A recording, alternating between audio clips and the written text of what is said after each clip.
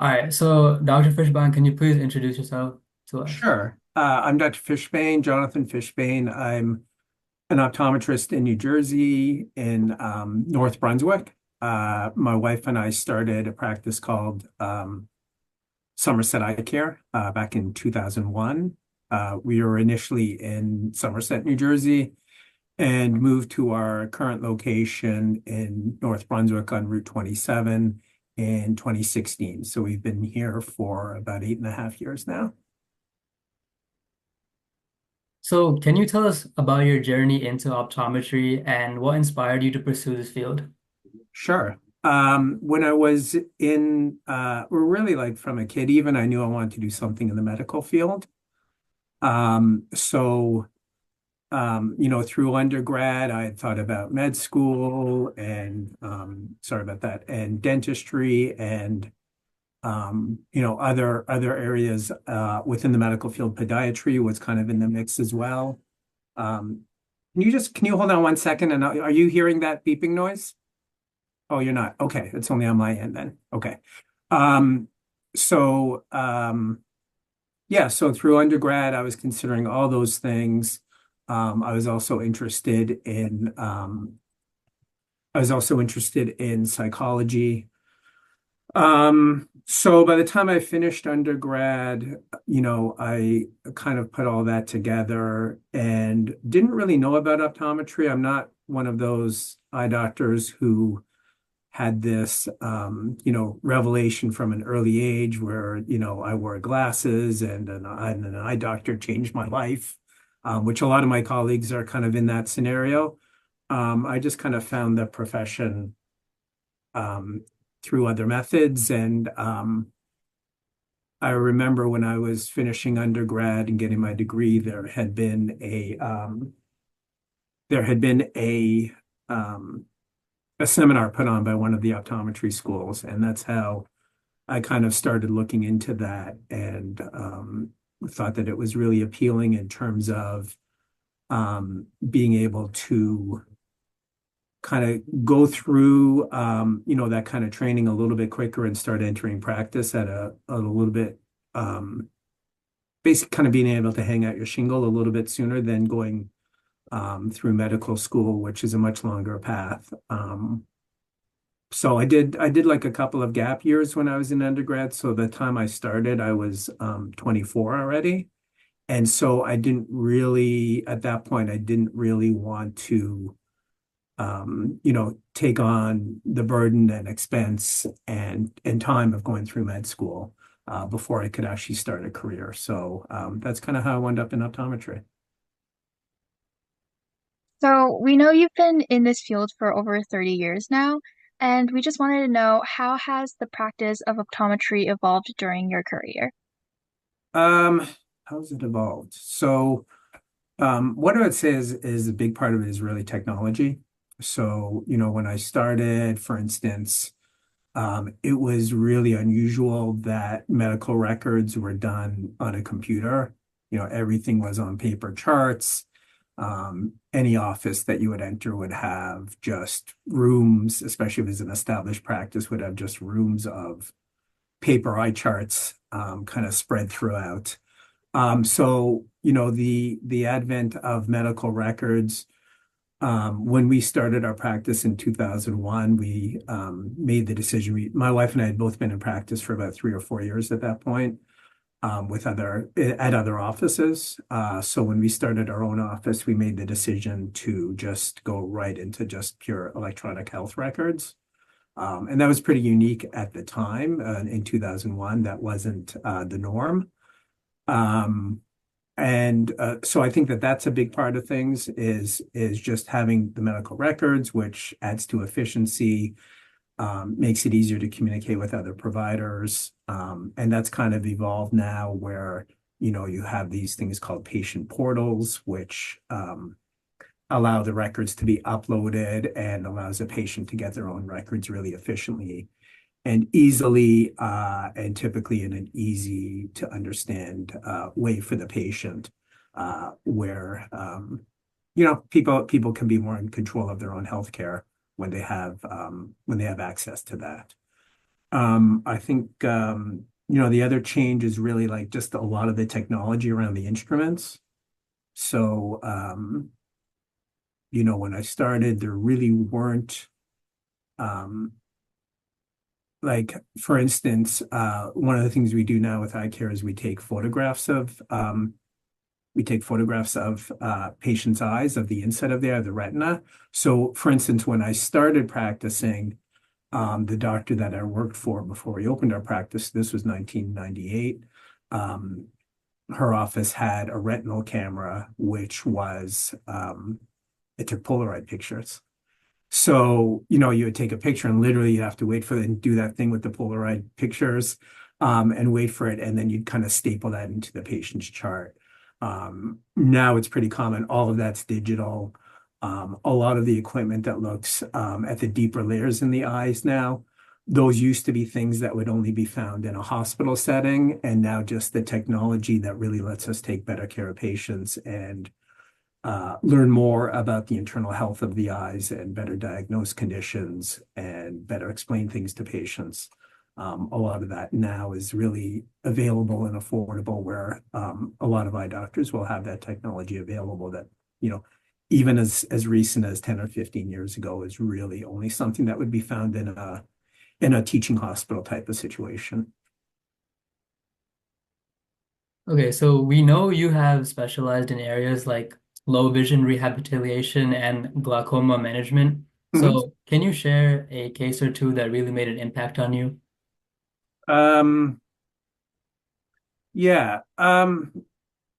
I think that, when I think about the glaucoma cases that make an impact, the ones that are really challenging that kind of stick out in my mind are the patients who had risk for glaucoma, and then either people who maybe never really got their eyes checked, and then they come in for their first eye exam around age like 40, 45, and they already have advanced glaucoma, and we're not really aware of it. Glaucoma is tricky because I would say like about 90% of patients that have glaucoma don't are not even aware of it, because it doesn't cause pain and it doesn't cause blurry vision, which are the two things that will usually bring someone who doesn't necessarily wear glasses. Those are the two things that will usually bring those patients into the office. So sometimes we'll get patients in their 40s or 50s,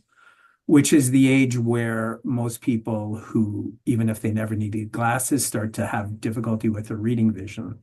So the cases that stick in my mind, not specifically, but the cases that stick in my mind are the ones um, who have, an advanced condition that they weren't even aware of. And then the other ones are the people who were aware that they had some risk and didn't come in for follow-up care. And those ones are really tough. Um, People that have been told, we need to watch this, we need to follow this more closely, or we need to treat it, and then they don't follow through and show up, 4 or 5 years later, and there's an advanced condition that's going on that at that point, um, we can control it, but any vision that's lost isn't going to come back, unfortunately. Um, in terms of low vision, I think that with low vision, what's involved with low vision care is people that have disease, whether it's glaucoma or more frequently macular degeneration. And those are people who, um, with regular glasses, are not able to see the way that they want to. So some of them are legally blind. Most of them are partially sighted, meaning that they have vision, they can see around them. They have a lot of trouble with detailed vision, meaning trouble with driving, trouble with reading. So the ones of those that kind of stick in my mind are people that just are really appreciative that someone's taking the time to speak to them about their vision changes and really come up with solutions that allows them to return. We got a lot of patients that are no longer able to drive, and there's special glasses that have telescopes attached to them that allow them to get their independence back, or The other avenue is people being able to handle their finances because of either, again, different types of glasses or different types of magnifiers that maybe they haven't been exposed to before, because they're seeing their optometrist or ophthalmologist and they're getting medical follow-ups for their condition, but a lot of times, unless one of those doctors actually does low vision care, they're not taking care of the patient's actual needs.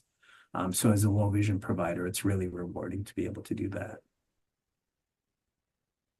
That's great. And also this is connected to my previous question about Mhm. advancements in technology, but how do you personally stay current with these advancements in optometry, especially with the rapid development of new technologies and AI or any special treatments? Sure.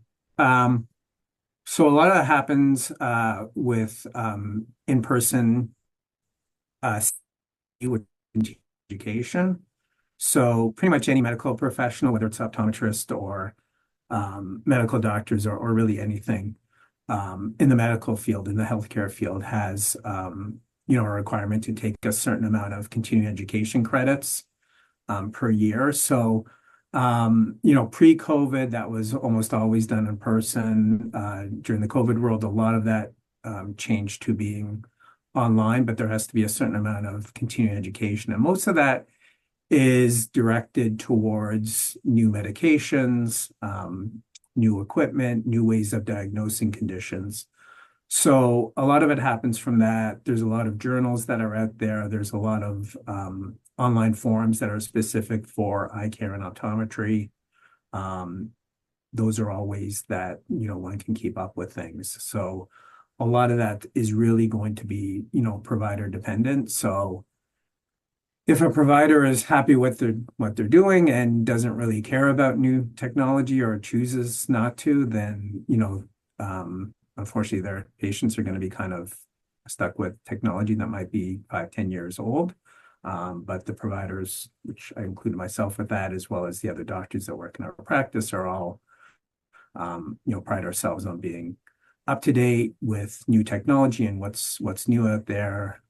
So there's always, in today's world, just things change quickly. So there's always new stuff that's coming out again in terms of, new medications that are developed, as well as new technology, which helps with diagnosing patients and following and managing, especially patients with various ocular diseases. So, as you know, Meducate is a teenage-led 501(c)(3) nonprofit, and our demographic includes adults as well as teenagers in like the surrounding area. So, what is your advice to teenagers who are looking into the field of optometry and how they should go about it? Yeah, so I think that we do host in our office. We host frequently, students from high school up through undergrad years for people that have interest in the field. So we do offer shadowing opportunities where you can come in and kind of follow the doctor as they see patients, usually like 3 or 4 sessions for, 3 or 4 hours each. So usually we do like 12 hours. If somebody wants that much, if someone wants to just come in for a day to kind of see how things are. But that gives you an opportunity to be able to kind of see, what the field is like, what it is, what an eye doctor does, if that's not something that, you're familiar with, and what the day-to-day life of an optometrist might be. Um, I think doing that, I think just kind of being, um, just doing your undergraduate work and obviously you should have some interest in science, optometry especially, there's math involved, there's physics involved, and then there's, just having, anatomy and being able to kind of think on your feet and diagnosing and having that kind of mindset of going into a patient experience. Yeah, I think the other part of thing is obviously it's not, higher education these days is not cheap. So trying to minimize your debt load in undergrad is important because optometry school, it's 4 years and it's the price seems to keep going up every year. When I started, it was like around 13,000 a year, and that felt really expensive. And it's probably double or something in some schools even triple that now. So, there is a big debt load, and the less debt that you come out with, whether it's optometry school or really any profession, allows you to have more flexibility in terms of your career choices when you graduate, where you're not, chasing money that might be not necessarily a mode of practice that you want to be in. So that would be my advice. So shadow, make sure it's a profession that you think you would be interested in. Minimize your debt load. Obviously, grades are important. So, it's competitive. Um, you know, yeah, that's it. And you've mentioned the fact that nowadays everything seems like it's changing at a very fast pace. Hmm. Are there any future trends in or innovations in particular to optometry that you are excited about? Just, as I said earlier, there's new technology that's always coming out. It feels like when something comes out and you get a new piece of diagnostic equipment within like 3 years, it sometimes feels like it's obsolete. And you're kind of ready for the next thing, or a lot of times new technology will have an option for like an add-on module for it as new technology comes out. The other big thing I think that's going to make an impact is going to be AI.